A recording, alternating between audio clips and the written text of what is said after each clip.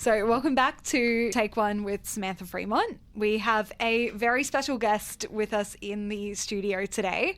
We have Miles Champtaloup, who is a Melbourne-based rapper and filmmaker who is completing his studies here at RMIT University. And I've been super hyped about getting you on the show because it's going to be an absolute amazing... It's a pleasure. Thanks. I love talking about myself. So you're doing me a favor. And hey, I love talking about what gets you excited as well. I love seeing like when you're really passionate about something, you've got this kind of energy that really comes across. So That's great. Yeah, cool. What do you want to start with? I think we should probably start with your rap music because I did a bit of digging into your rap music and I found out you're actually signed with a label that is in New Zealand. How did So I wouldn't say signed. I say that they distribute for me, but that's my dad has been a musician his whole life. He's got a recording studio over there, and I'm like, hey, can you release my music for me? Because like you can do it yourself, but it's like it's easier if we've got a distributor to just do that for me, and he's kind enough to do that for me. So yeah. So you guys have like a long distance relationship kind of thing? Yeah, he's my dad. My dad has his own independent label, and he's got a band over there called BB and the Bullets, and they released an album recently, and it's sort of bluesy, rocky like songs. Some self-written, some written by him, some covers, and it's pretty cool. Check it out if you've got an opportunity.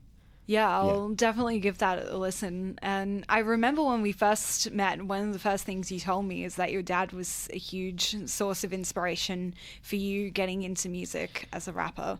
Yeah, he helps me so much because, you know, you make mistakes a lot when you're trying something new, and he just sort of helped me out with figuring out certain things about music and how to say things. Like he's not a rapper, he's a singer. But still the things carry over of how to say things over a rhythm and say them so they make sense. You don't pick up on this unless you go to make poetry or rapping, but there's like stresses on different parts of the word. And when you try to fit them over a beat, the beat has stresses. So it's like downbeats and upbeats. And if you stress them wrong, you just sound strange. And like you don't pay attention to that. But once I figure that out, you know, it becomes easier. Once you've got a tutor to help you with that, it helps a lot. So yeah, it's brilliant. Yeah, that's honestly really cool to consider that. And I think going back to like the first interview I did with you, which is for a uni project that we did, but I remember pointing out that your rap music came across as like very poetic, like you were speaking from the heart, which... Yeah, I do. My take on lyrics is they don't matter, but you can make them matter. I personally don't listen to music for the lyrics. Like, I listen for the rhythm, and the rhythm of the words adds to the song, but because the lyrics don't matter, you can sort of make them whatever you want. And I'm silly with my lyrics, but I'm also serious. And I think that's what goes towards that feeling, you know? That really comes across in your music. I think that you are very, like, beat-focused, and then... Like you can kind of hear that the lyrics were the like icing on the cake, basically. So yeah, that's right. Yeah, and do you work with your dad as a producer to help you find, I guess, the right sounds for your songs? No, I don't. No, I've produced all my songs myself. He's helped me mix some. He helped me mix Anything and Girl Please, but I've mixed the rest myself and mastered them myself. He's just sort of like a guide. He just helps guide me, even though I make the things myself. That's really good to have. Yeah, it's a good relationship. Yeah. Yeah, to have that support when you need it, but then also the encouragement and the skills to do it independently as well. So, do you have a favorite song out of the ones you've released so far? I think it's Girl Please. In anything I make, I try to hit this perfect balance of absurdity and seriousness, and I think Short Stuff. Did I say Girl Please? I meant Short Stuff. I think Short Stuff hits that perfectly, because it's It's like at face value, it's hilarious. But once you dive a little bit deeper under the surface, there's like a vulnerability to it within the comedy, and I just love that sort of clash, and that's what I'm trying to aim for, and that with my music, and yeah. It's very good to kind of see how you can, I guess, combine something where, like, I feel like rap is a lot of, again, this could just be my perspective on it, is there's a lot of, like, posturing and trying to position yourself in a certain way. But with you, it's like, you know, you really come across as very genuine, which... Yeah, I try to. I try not to be a part of like the origin of rap, and it's obviously it comes from black community. I'm not that, so I'm not gonna try to do what they do. I wouldn't even consider myself so much as a rapper, just as an artist, and I can't sing, so I just speak over beats. So I'm not a rapper, you know, who tries to be tough, I just make music. I think that also comes across as well that you're, even though I've said rapper, that's basically the way I explain it to my friends. But you're right, it is something that is very unique in the music scene, and honestly, I'm really excited to see where you go next with your music. I'm excited. It's slowed down a bit because of the new shows and obviously finishing my uni degree. I've focused on that, but I'm really excited to make new things. I want to release an EP, and I want to have it be like more of a multimedia thing. It's like it's got the music, but it's also got like skits to go along with it, and maybe writing or lots of other things. Oh, yeah. Now that's something we've never seen before. No, it's definitely been done before, but just like I want to do my shot at it, you know. Again, to me, the first thing that popped into my mind was a musical, but I'm like, that's the completely wrong idea. Yeah, it's sort of expand, like having the music be one aspect of the picture, but when it's considered with, you know, skits that I want to make, it takes on more meaning. Like, you know, like how a music video can add meaning to a song. I want it to be more media, and it to be, you know, bigger than just a song and a music video, instead of like, and it's an EP and with other sorts of media. Yeah, and I have to say the whole aspect of you being a filmmaker adds something more to your music, because you sure, you're like kind of the author of your own sounds, but then you're also the author of, you know, when you add music video, you also add that aspect of your storytelling capabilities. Yeah. So yeah, you've released a few music videos, and yeah, I remember with your new song, Really, Really Good, you collaborated with a friend to make that? Yeah, a mate, Ryan, helped me shoot that because I needed a cinematographer, so shout out. He's good at it. He's a good bloke, good reliable bloke. Were you the director of that, or did you kind of... I directed it, yeah. And one thing I noticed about this, so the lyrics are about, you know, looking and feeling confident, but the one thing I loved about the direction of this video was that you made it a lot of like static shots of Melbourne to focus on how you feel when you're, you know, looking and feeling good. Is that... Yeah, I sort of wanted it to be ironic, you know, the same absurdity I try to reach with my lyrics, is that I'm feeling so good, but yet the world is this big, and I'm just in my bubble doing my thing, yet the viewer can see the world is much bigger than me. Yeah. So it's sort of making fun of myself, which I did mean the lyrics to be just like absurdly over the top, making fun, like I'm feeling so good, and it's like nobody can feel this good. This must be, you know, sarcastic. Yeah, I will say I definitely noticed that as well.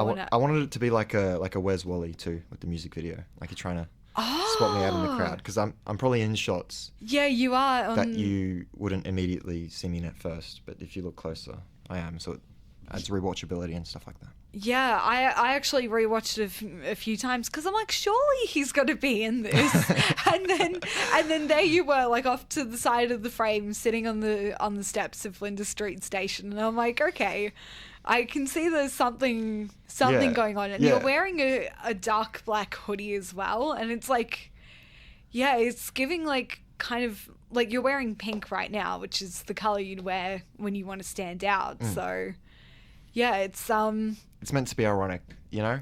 yeah. I'm feeling so good, you can't see me. I don't stand out, you know? Yeah. Honestly, your music is very standout, and I'm hoping as well to one day. You mentioned that you're interested in performing live at some point. Is that? Yeah, so I've done a few mock performances with my friends just at my own house, performing to them. It's gone okay. I'm not so confident in myself as a performer yet, but when I'm ready to showcase, I'm super excited for when that time comes. Just might take a bit. Yeah, there's no rush to get into it, but yeah, it's definitely something that I think from the other musicians who I've spoken to over the years, everyone's been saying that I guess when you get out onto a stage, you engage with your music in a different environment, and that yeah, and that also helps you as well build connections with with the people who listen. And yeah, have you met any Miles fans? No. Honestly, I'm not. My music it's not getting out there. I'm not popular. Yeah, I do want to try and promote it, and I think when I release an EP, I'll properly promote it and in various forms of media, and I think that'll help get it out there.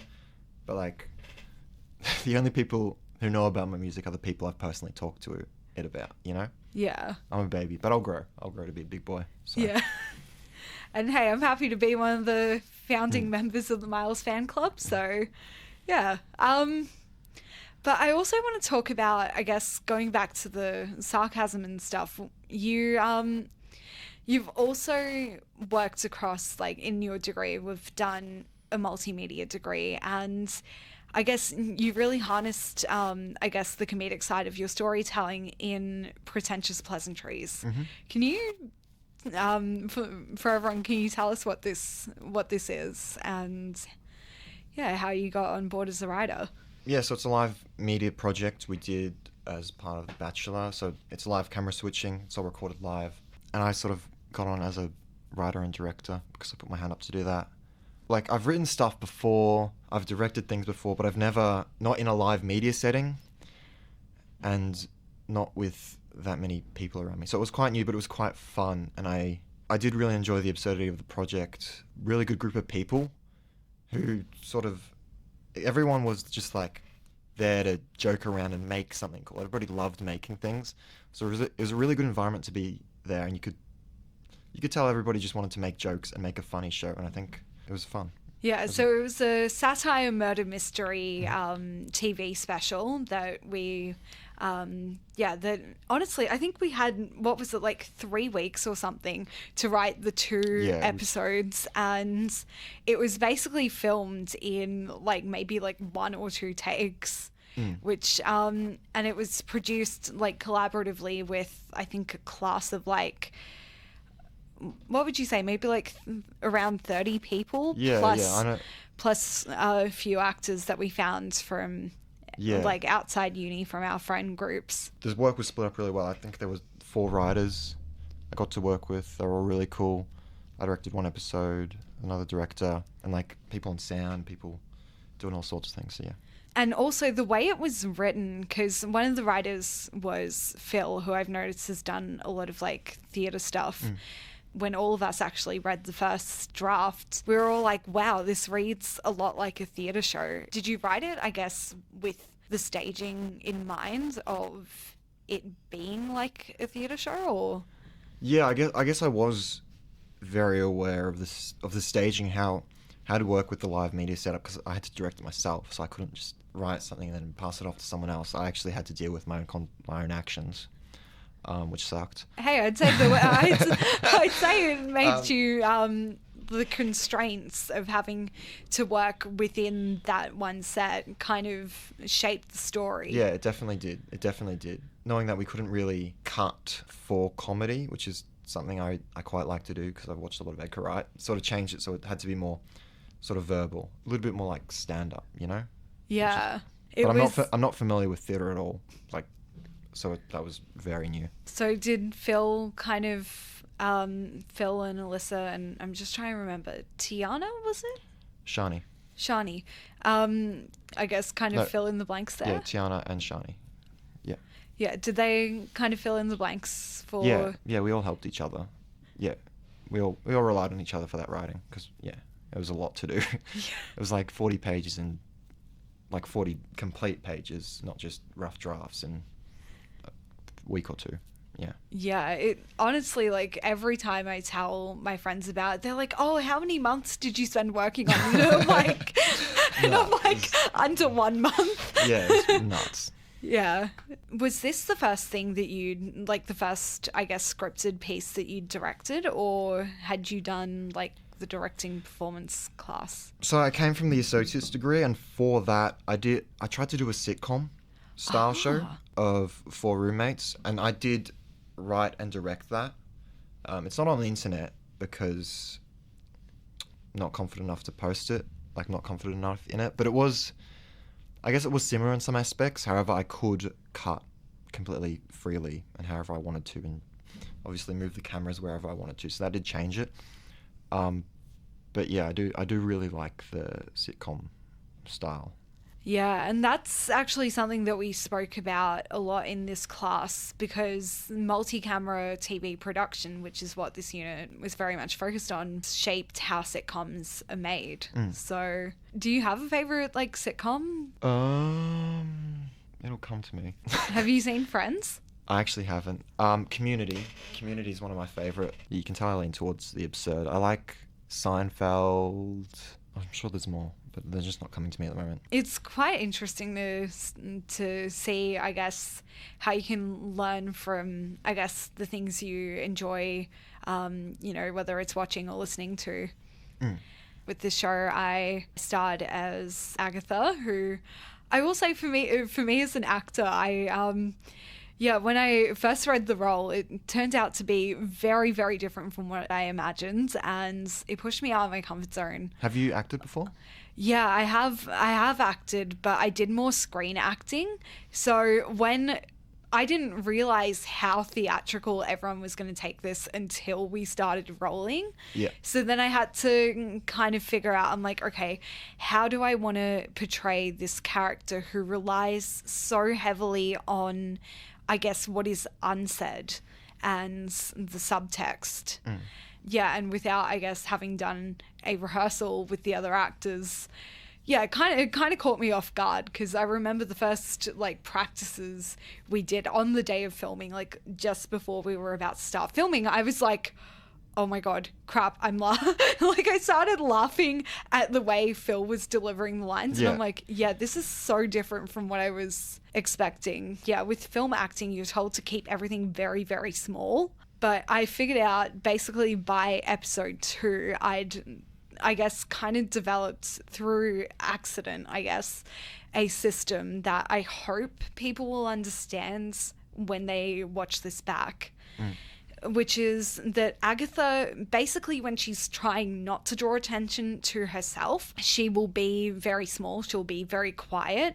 But then when the suspicion starts and she realizes it could be directed to her, she actively tries to fit in.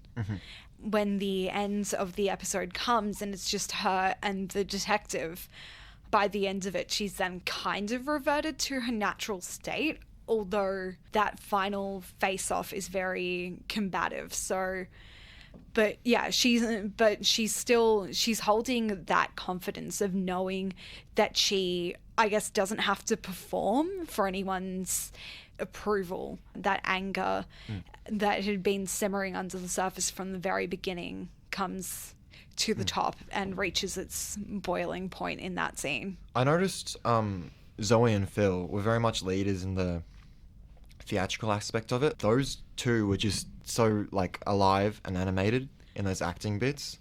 So I'm sure they were what led to the tone, and they did a wonderful job of it, and they're great at it. So yeah, it must have been difficult to sort of keep up with them. Did you find that? Yeah, for me, because most of the acting experience I had was like film-based stuff, and then also I'd hosted TV as well, where I still needed to keep very, very small. Suddenly being thrust back into that, I'm like, wait, I forgot how to be big, how to take up space. Mm-hmm. And as a director, just going back to what you were doing, as the person calling the shots, you didn't have anything to hide behind when you were in the director's chair. So did you feel the pressure to, I guess, have everything sorted out? Yeah, sometimes as a director, you've just got to make a decision, whether you know for sure it's the right one or not. Because like people are looking to you to organize things and for permission that they're doing the right thing. So you sort of just got to make a decision no matter what. And obviously you've got good teammates to rely on, but even so, it's like you just got to say something sometimes, like just make a call, because even though it's not the right call, just a call is the good call. So it's a difficult thing to do. This directing is different from I guess the directing you do when you're creating something pre-recorded. So what I guess are the challenges of directing something as live?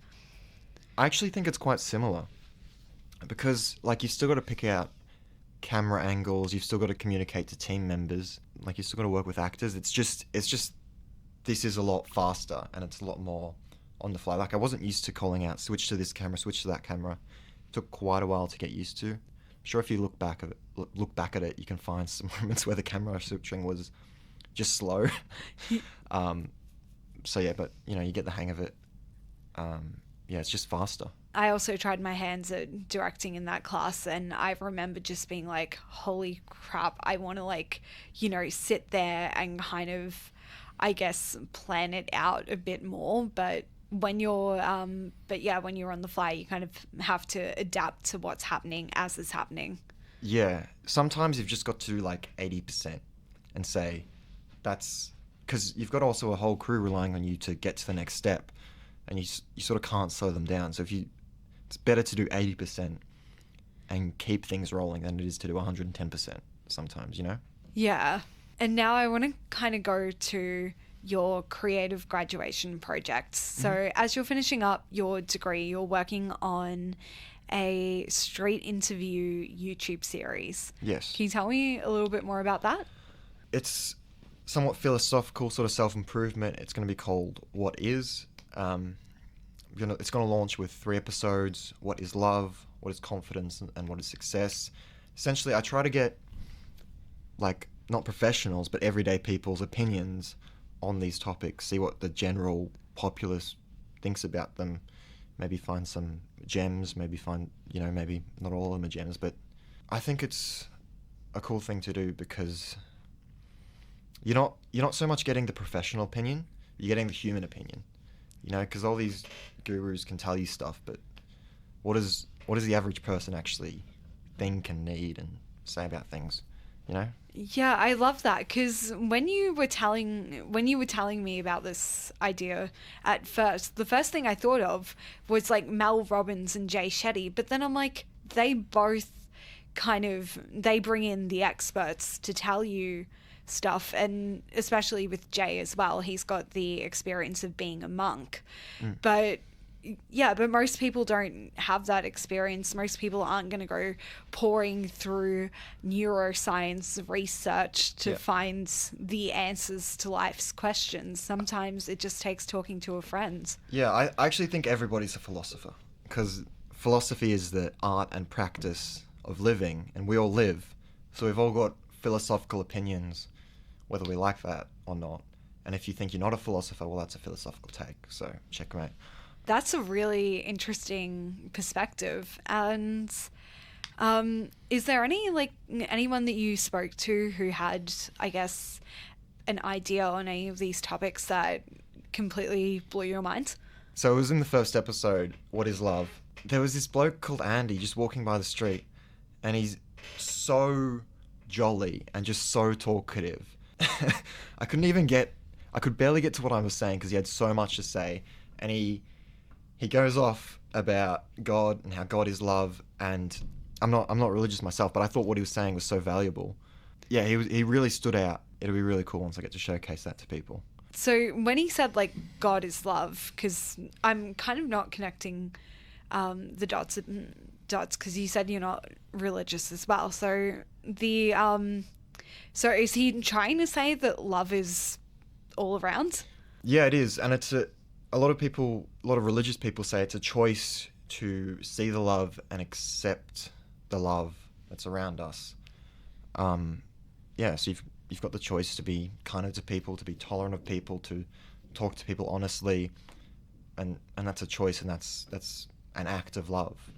Yeah, and I think that also shines through when you're doing an interview as well, that you're, I guess, showing love to your guest by encouraging them to. People love to talk about themselves. Andy was like, "Where's this going? What's this on?" I'm like, "YouTube, Instagram." He's like, "Good, perfect, let's do it." He was so energetic. It was so, it's so good. It's so good to see other people's energy, share other people's energy. Yeah, it's really amazing, and this is why I think I've made this podcast as my creative graduation project. But also, I want to go into your next topic, which is success, because now this project is supposed to set us up for success in our careers. But what's your take on what success looks like? Is it different for everyone? I think success is learning and improvement. It sounds cringy, but doing what you love. And I don't think you'll ever reach a point of success, or you already have, and just improving is success. People say, people want you to have nice things, do impressive things, and I don't think having nice things or doing impressive things is important. I think doing things that are important and creating cool things are important. Like, every time I sit down and talk to someone, and then I think that's success. I think every time I touch the keyboard or the bass guitar, that's success, because success is improvement and learning. I honestly think that's such an inspiring take on it, because a lot of people think of success as perfection. Yeah, for you to say that it's actually the imperfection and it's the progress in motion, the learning with life as your classroom is, I guess, a refreshing take. Success is practice. I sort of used to want to be a successful creative or YouTuber or musician or whatever, but a lot of people hate themselves because they're not successful, and you can get into that mindset of I'm not at this spot, so I'm not successful, therefore I suck. And that's not the case, because firstly, once you get there and you are successful, then what? Knowing that there's more to know is the only action you can take, and learning is the best action you can take always. Again, you're right. People associate success with something static, a goal to achieve, not something that is flexible, that can change as you develop as a person. So it was love, success, and the other topic was confidence. What's your take on confidence? What is confidence, a feeling, or? I think confidence is your assurance in yourself. I found being comfortable with myself from being stuck in Vietnam alone for a week, because I had lost my passport. So I sort of God. Yeah, I sort of had to wait 5 business days, which ended up being a week, to get my visa so I could go back home. So I was sort of just sitting in Vietnam alone with no travel plans and nothing to do. And I sort of got really okay with just hanging out with myself. So when you were hanging out with yourself, did you do some solo travel adventures, or? Yeah, I did a bit. I worked on some projects. I made some music. I edited some music videos. But really, once you find you're okay with just sitting with yourself, you're sort of always with yourself. So anywhere you go, you know you've got yourself, so you can be confident in that situation. And I find that's what brings me peace and gives me confidence that I can do stuff, because no matter where I go, I'm comfortable with myself. That's honestly really special. And I will say as well, the one thing that I think shaped my confidence a lot as a person was also being in situations where I had to spend a lot of time with myself and realize that I have value to share, whether that is creating a podcast or being a friend or creating space for myself and taking care of myself is still creating value in some way. And I guess have a better relationship with yourself. Yeah, it's great. Has that spilled over into your friendships as well and changed the way you interact with your friends? Yeah, really love and care for yourself, and then you can find it for others, because loving yourself and loving something else is not too far apart. You know, you can be more patient with them, you can care for them more, you can listen to them more. Yeah. Well, thank you so much for coming on the show and telling me all about this stuff. I'm very, very excited to see everything that you're creating and will create in the future as well. So, yeah, it's been a pleasure. Cool. Thank you so much.